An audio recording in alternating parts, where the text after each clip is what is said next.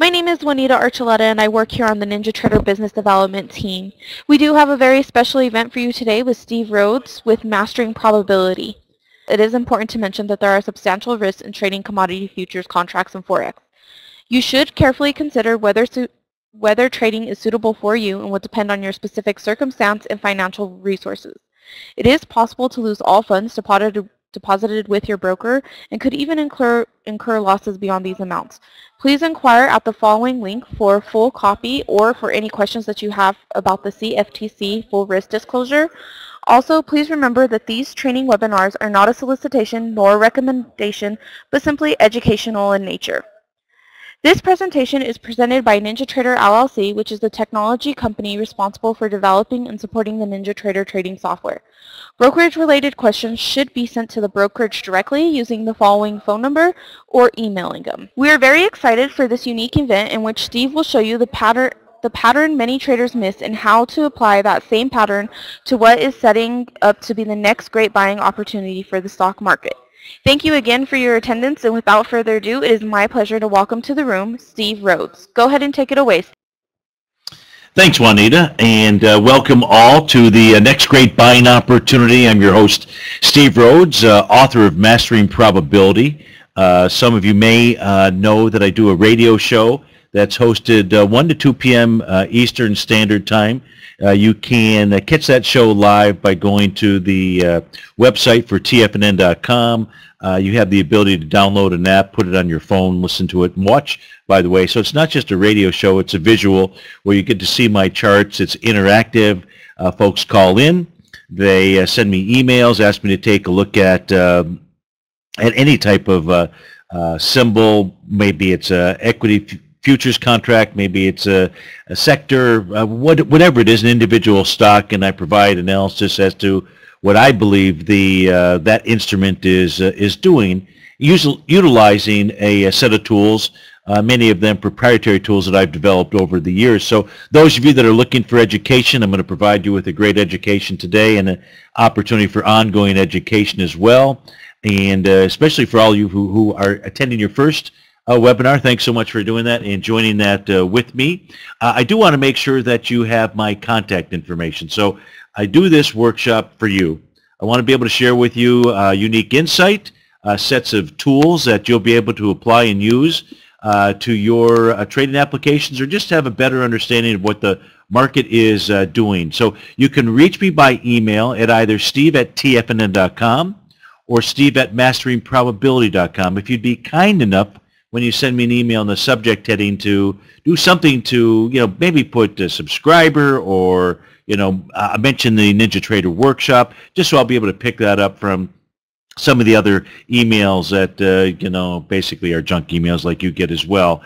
You can also reach me by Skype. So my Skype address is steve.rhodes94. The 94 doesn't mean anything other than I think it was just the first thing that was available. And then my cell phone. I would just ask that you respect business hours there, 407-383-3100. And what I'd also like to do is just a little bit of housekeeping here. My disclaimer, which is trading securities such as stocks, options, indexes, currencies, and futures involve risk and should not be undertaken without due diligence and serious independent study.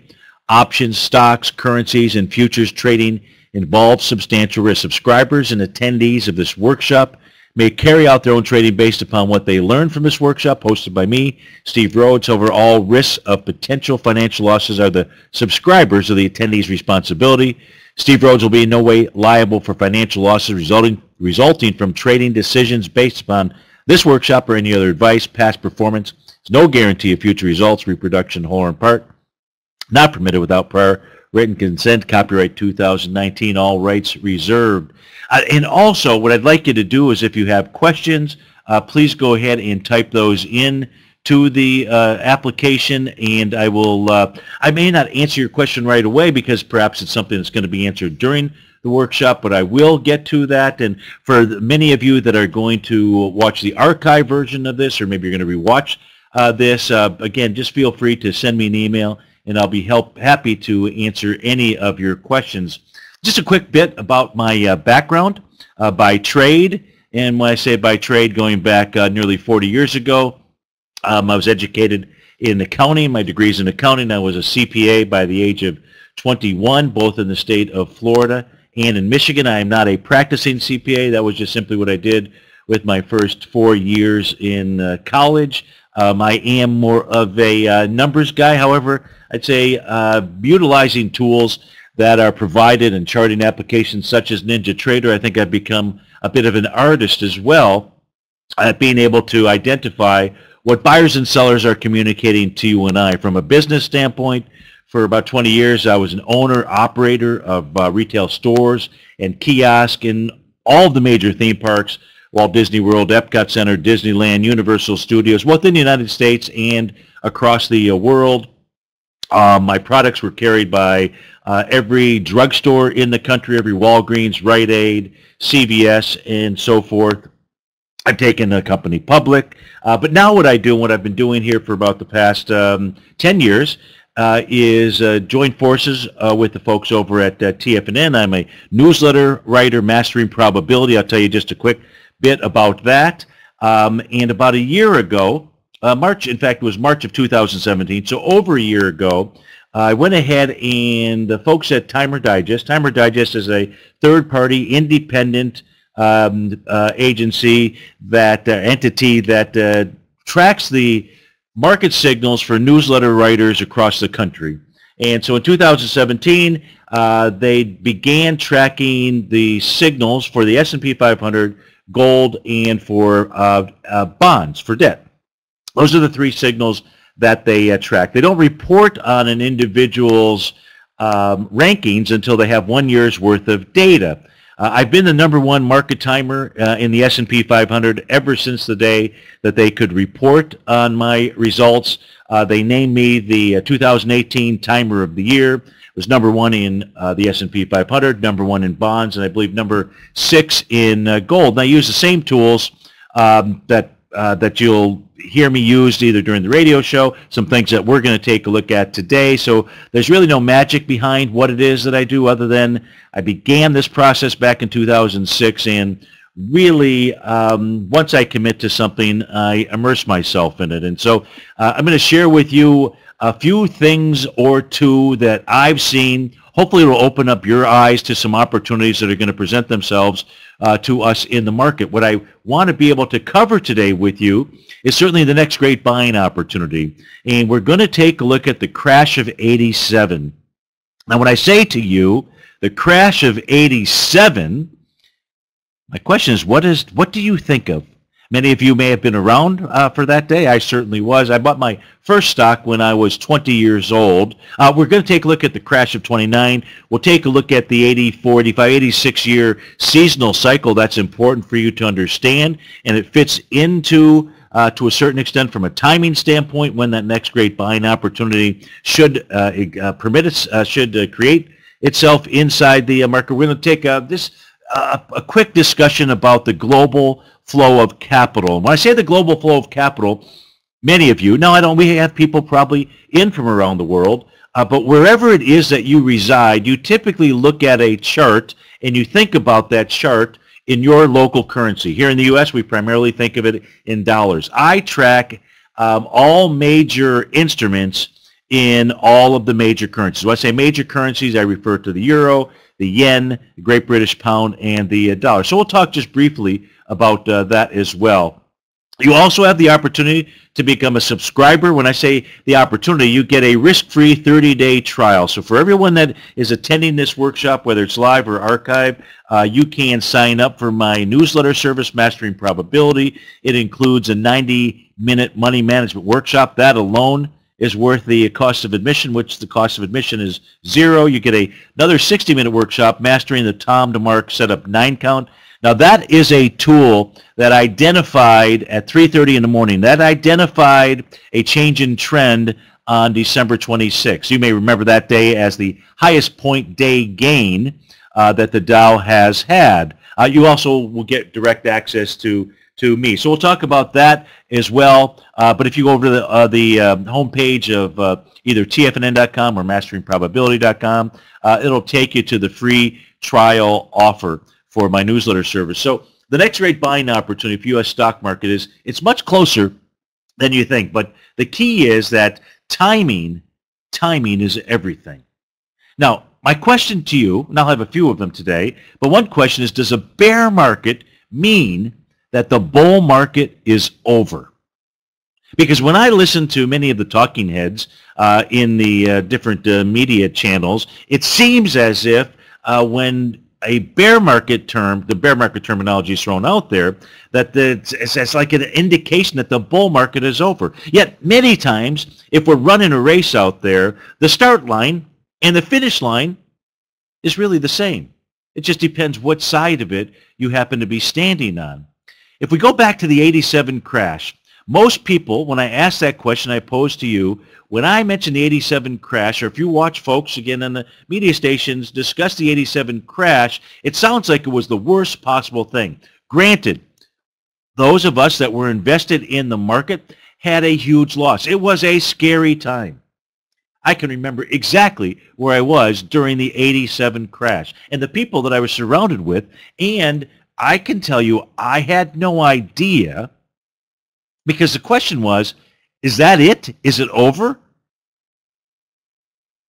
Many of us didn't think so. In fact, the way that people talk about the 87 crash, it was just simply it was as if the world was coming to an end.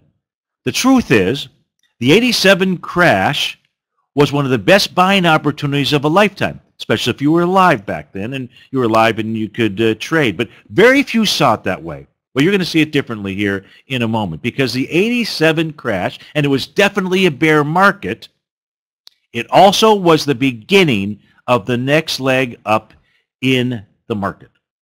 And from peak to trough for the Dow, it declined by 41% in 39 days. Now, bear market, as you likely know, is really defined by the, and I don't know who came up with the definition, but it is the definition that is out there, is any type of retracement that is from high to low is more than 20%. Those of you, by the way, that utilize Fibonacci in your work know that a normal retracement is a 61% retracement. But that's neither here nor there. The 87 crash was definitely bear market, but it also began the next leg up. Most people couldn't bear to see what was right in front of their eyes. I guarantee you, myself and many of my neighbors, where I was on that day, that evening, looked just like this, because we didn't know better. I'm going to teach you something today. I'm going to absolutely teach you something. You see, oftentimes, we're looking for one thing when we really should be looking for something else.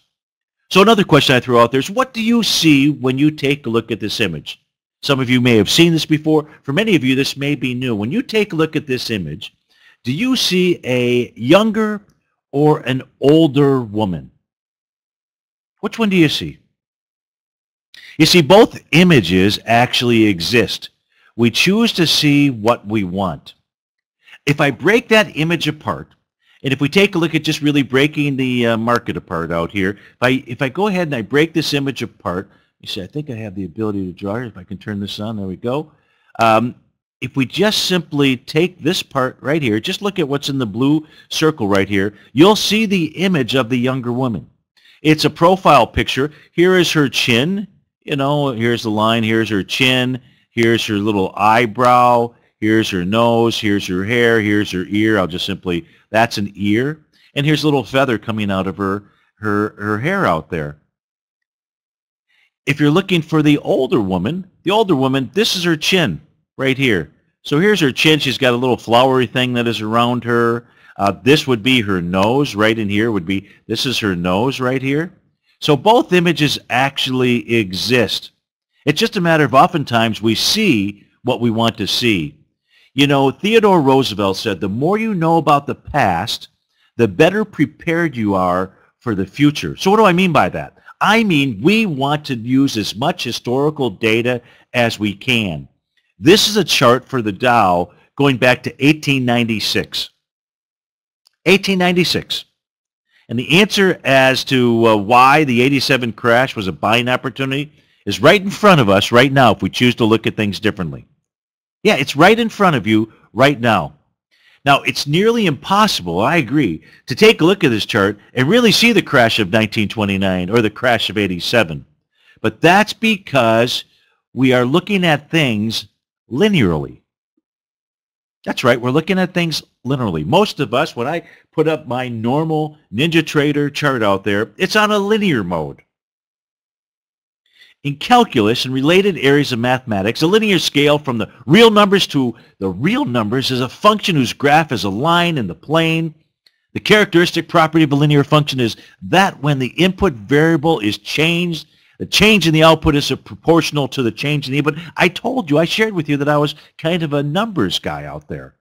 But in a logarithmic scale, and that's what we're going to do, in a logarithmic scale, it's the inverse function to exponentiation. That means that a logarithm of a given number x is the exponent to which another fixed number, the base b, must be raised to produce that number x. Now that's a lot of gibberish out there, but the really cool thing about the NinjaTrader application is over on the right-hand panel. For those of you that want, you can right-click on it, and you can change a linear scale chart to a logarithmic scale chart.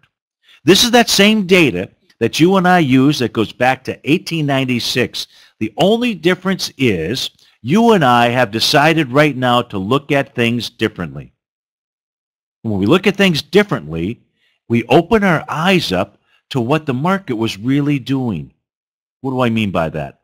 Well, let's take a look at, because if I ask you the question now, can you spot the crash of 87? If I ask you, can you spot the crash of 1929? The answer is yes. You're going to really be able to see that. You're going to say, there's the 1929 crash. But this doesn't have any dates around the bottom, so it's probably not as easy to see. There it is. If we take a look at where that arrow is, that is the crash of 87. But more importantly than that, if we use a simple trend line, how many of you out there use trend lines? We all use trend lines from time to time. The trend is your friend. And if you and I take the historical data, and we begin with the high in 1929, and we use a trend line. If you were going to draw a trend line, I gave you a blank chart. For those of you that use trend lines, you would connect the high of 1929 to the high here in 1966, and that would be your trend.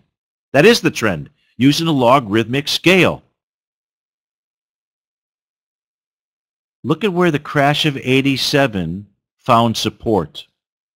You can see the breakout here. Now, this is a yearly chart. Let's switch the yearly chart to a quarterly chart. Same chart, logarithmic chart for the Dow. We're just taking a look at it on a quarterly basis. Logarithmic trend line. You can see a breakout. Oftentimes, let me teach you something about trends if you're not familiar with it. Oftentimes, it doesn't matter whether it's an uptrend or a downtrend. Oftentimes, when an instrument, the market, whatever it might be that you're trading for any time frame, when a trend is broken, oftentimes the market will come back and test that trend line to make sure that it was an honest and true and real break.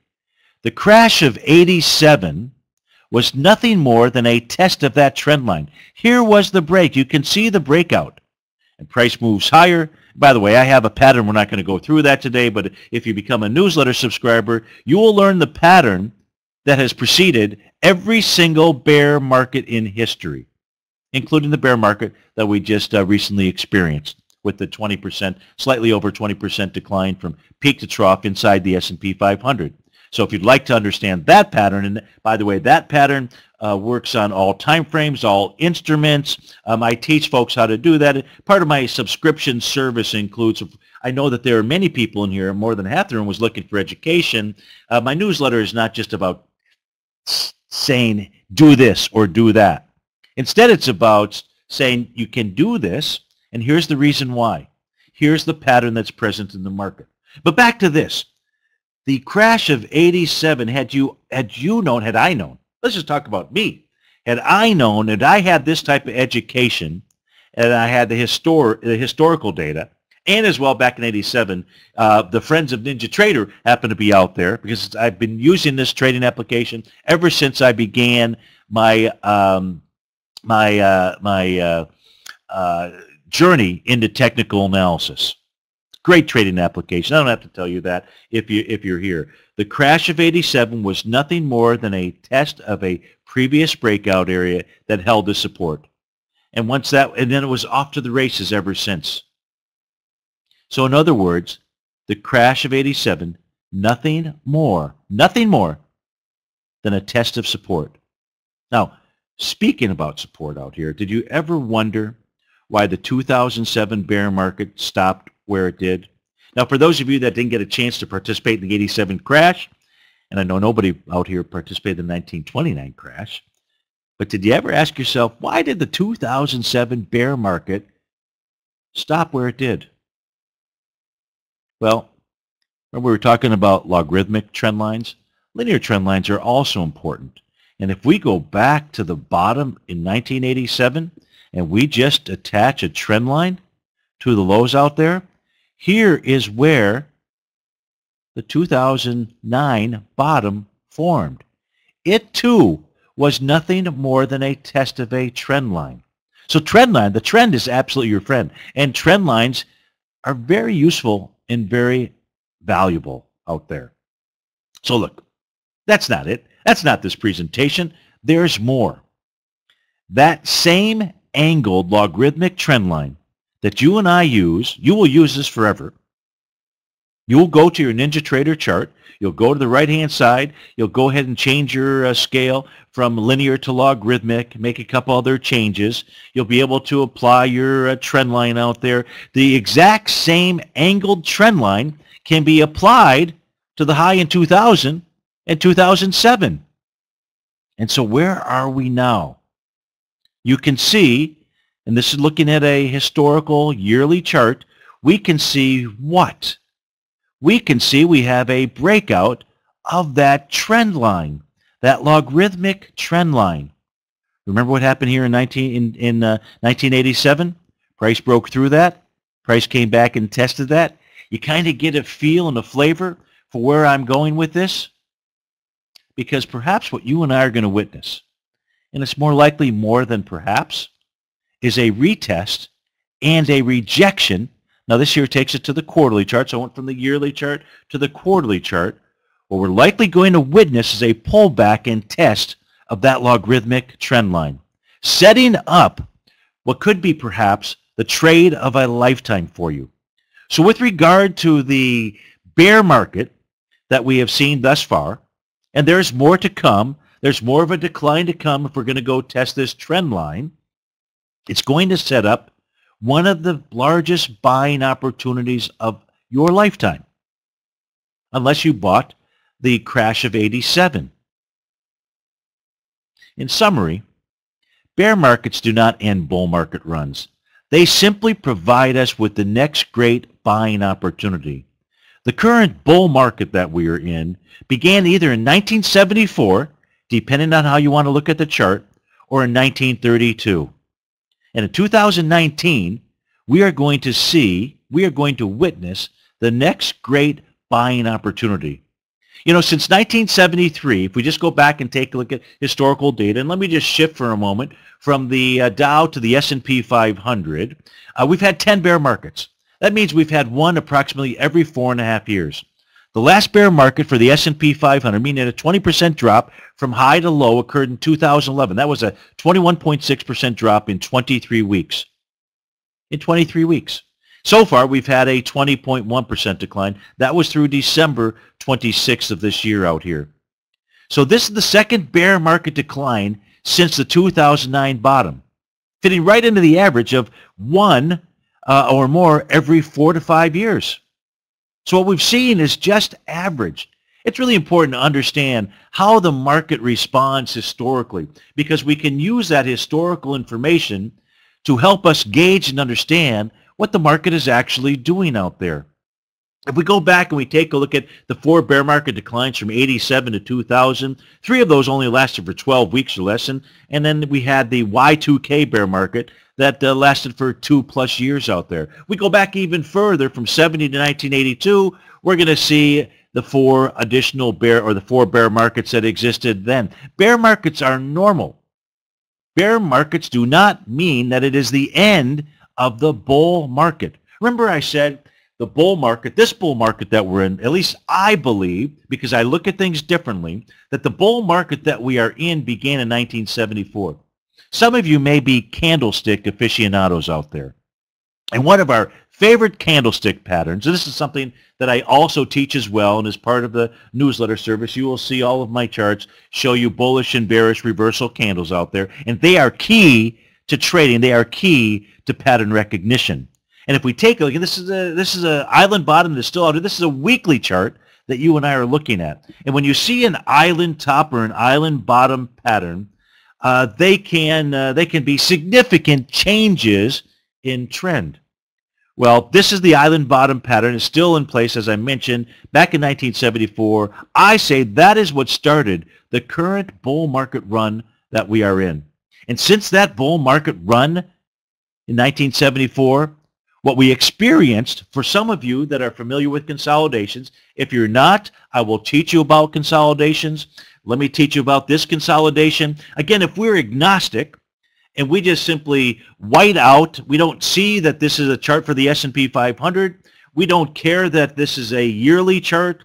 Again, we want to look at things differently. We just say we're going to be technical traders. We're going to use a NinjaTrader application to be technical traders. And what you and I know is that oftentimes you will run into market consolidations. Inside the S&P 500, it happened to be a 13-year consolidation between 2000 and 2013. And for those of you familiar with consolidations or those of you looking for education, when you break a consolidation, whether it's to the upside or the downside, you see a measured move equal to or greater than that consolidation. Now, I don't know if it's a coincidence or not. Remember, we talk about breakouts. They come back and they test those levels to say that they're honest, that they're real. I kind of find it interesting that the December 26th low in 2018 was a test of this measured move out there. But we're not going to spend too much time there. We're going to spend more time focusing on our logarithmic trend line. And look, the trend is our friend. And the trend from the 2009 bottom, that remains in effect as well. So don't believe, I don't want you to believe, the stuff that you often hear on the tube out there, that this bull market, the fear is to be used to your advantage as a trader, to take advantage of opportunity that is in front of you. In fact, to take advantage of the next great buying opportunity that is going to require market timing. Because you see, timing is everything. And that's where I come in. That's where I come in as being the 2018 Market Timer of the Year for the S&P 500 and for bonds. And what I'd really like you to do, for those of you looking for additional education, that was half of the room out there, searching for trading apps, that would mean additional tools out there, then this should be the biggest no-brainer. A free trial, 30-day risk-free trial for my newsletter service, Mastering Probability. Now, when I say it's risk-free, when you go over to sign up for it, it's going to require your name and email address, of course, and you're going to have to put in a credit card. But you can cancel anytime within 30 days, and you get a full return of that money. A full return. No questions asked. So it is a wonderful way. The reason I do that is because I know if you don't pay for something, you won't pay attention, so to speak.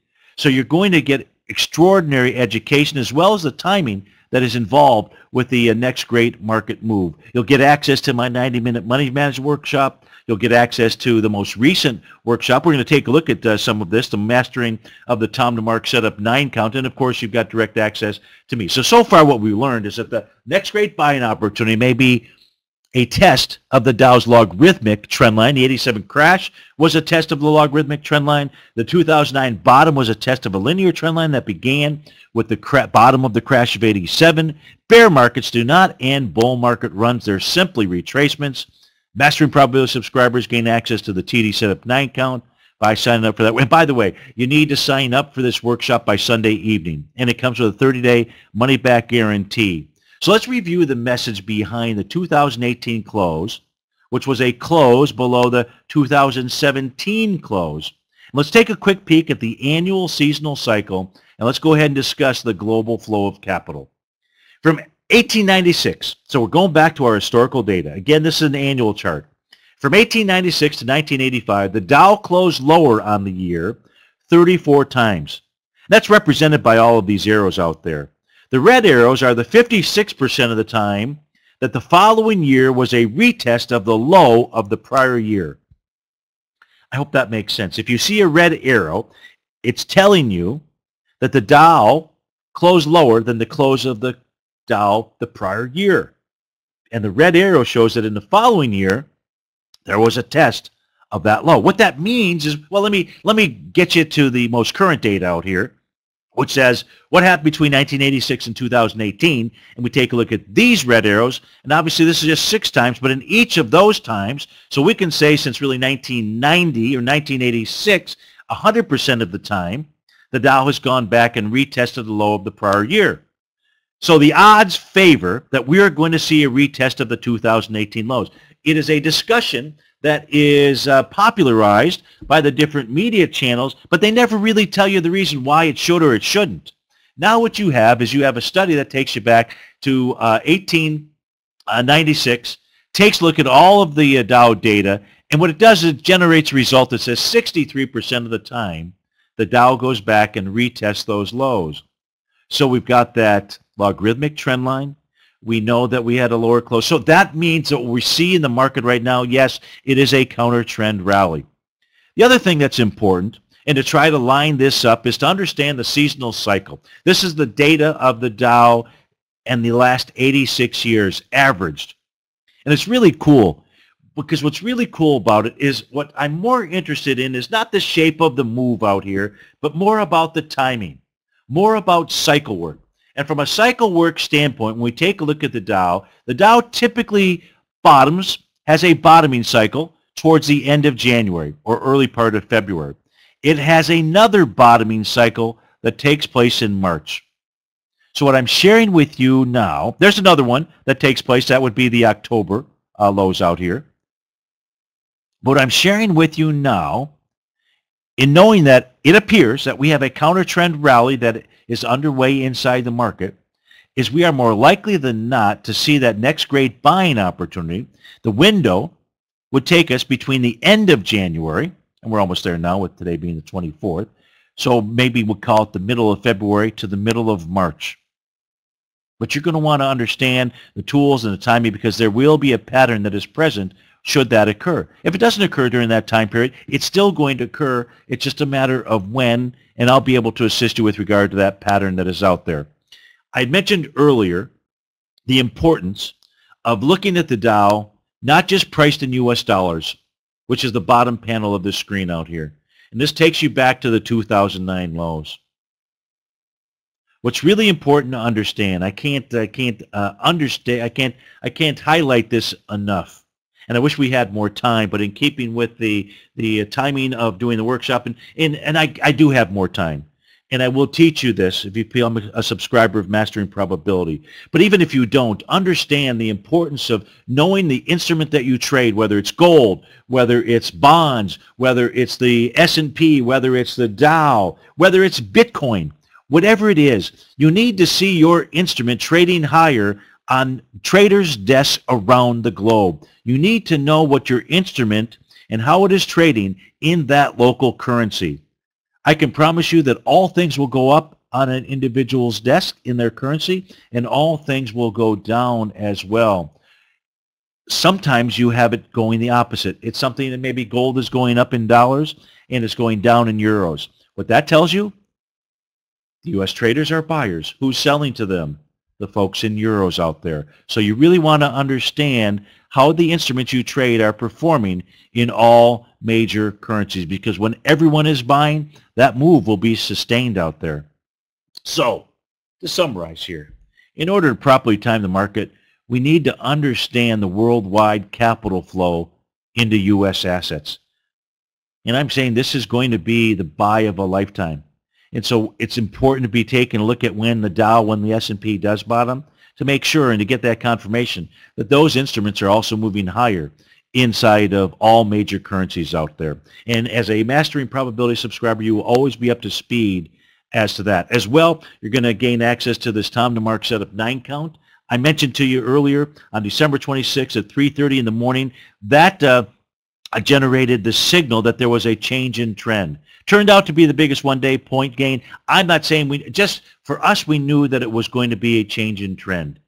And in that workshop, I'll teach you how to identify what I refer to as the Tom DeMark, and TD stands for Tom DeMark, by the way. So it's his system. I just use it in a unique way. And that is taking a look at these Tom DeMark resistance line. Resistance meaning, and you can see this takes us back into the early part of December, that resistance was tested. We never saw it close above resistance all the way down. Even back here in the December 19th, December 20th time frame, price got up here, and I'm referring to this area right here, and then it moved back down. We did it again here, price tested that resistance line, and I'll be able to teach you how to do that. Well, it's right here at 3:30 in the morning when we all of a sudden saw, remember how terrible that was on Christmas Eve on December 24th, the way the market closed. There was no signal then that there was a counter trend rally that was going to ensue. Instead, that signal came by using, this is a 30-minute chart here, for the ES Mini, that there was a change in trend that was under. Remember I mentioned before, when you break through a trend line, oftentimes you come back to test that. Look at what happened here as price broke through there. Look at, price came back and retested that trend line out there. So understanding horizontal trend lines, vertical trend lines, it's really key and will help to improve your trading out there. So the Tom DeMark setup 9 count, it's a indicator. The indicator, I'll just to share with you, for those of you that decide not to go ahead and take advantage of the additional education that Mastering Probability provides. Let me just share with you what the Tom DeMark setup 9 count is. What you are doing is you are looking at the close of each bar and comparing it to the close of the bar 4 bars earlier. It does not matter what time frame it is that you use. My software that I've developed creates those counts. You can sort of see them here. My apology that they're not larger, but what they do is they create these little 9 counts out there. And in this case here that we're looking at, when you have the 9 count to the downside, you go to the highest high and that becomes your resistance line. So you too can go ahead and draw this manually. So I'm giving you, there's no secrets out here, but I can teach you things that you didn't know and didn't see out there so that you can become a better trader. Here's just a blown up version of the 3:30 morning change in trend signal inside of the ES Mini out there. And it works the exact same ways to the upside. Here I've just gone ahead and created red numbers to the upside out there, and the red line here becomes the level of support. You can see levels of support over here being tested. So it is, and if somebody asked me the question and said, well, Steve, does this work like on a 2-minute scale? The answer is yes. It works on every time frame scale that is available to us. So this has been a workshop where I hope that I've been able to share with you and teach you about the next great buying opportunity. And the fact is it may be right around the corner, and I'd like to be able to help you to time that and be able to take advantage of that. So I hope that you'll join me, take advantage of these opportunities. Again, you can go to tfnn.com. You'll see me on that landing page that will take you to the order page. You can go to Mastering Probability. You can click on that 30-day free trial. They all take you to the same place. You can contact me with any questions, steve@tfnn.com or steve@Mastering Probability. And I'm happy to field any question. I do want to really thank you for joining me here, and really the folks at NinjaTrader for giving me the opportunity to spend a good half an hour plus with you. So I see Frank B. I'm on my way to vacation. Hey, take me with you, would you? The free 30-day subscription it begins when you sign up. Just sign up on Sunday. Just sign up on Sunday, and you'll figure that out. How did you find the 86-year-old cycle? Well, Bruce, what I did was I took all of that data. Remember we looked at all the historical data? I did it by day. I also mentioned to you I was sort of like a bean counter. I'm a numbers guy, right? And so what I did was I took every day's worth of data. I've got data going back to 1896. Figured 86 years was enough data, and I averaged out day by day, and that's how it created that 86-year cycle. By the way, if you have children or if you are a person that still invests in your own IRA, and many people, look, the best piece of advice I think I give to folks is that many people wait until April 15th to go ahead and put that IRA money in there. I'm not going back to the 86-year-old cycle. Wrong move. When do you want to put it in there? Knowing that the Dow or the S&P typically forms a bottom around either the end of January or the middle of March? When do you want to put that money in there? In this long-term money, it's going to be there for 20, 30, 40 years. Put it in there by the end of January. Let's see, are there any other questions here? Let me just try to get down there. How did you find? No, I don't see anything else. So you know how to reach me, folks, and I'll be able to help, be happy to answer any of your questions as well. So Juanita, thank you again for inviting me to join you and the guests here. I would like to thank Steve of Mastering Probability for a great presentation today. Everyone in attendance here will receive an on-demand recording of today's event. Please keep an eye out for that email. NinjaTrader Ecosystem is pleased to sponsor these weekly vendor events as a value-added service for our clients. If you find value in these events, we do hope that you will attend them on a regular basis. We would like to remind you the information provided in this was that of Mastering Probability and not NinjaTraders. All information was for educational purposes and should not be construed as trading advice. Again, we do appreciate the time you spend with us. Enjoy the rest of your day, and we hope to see you in future webinars. Happy trading from everyone here in the NinjaTrader ecosystem. Have a great day, everyone.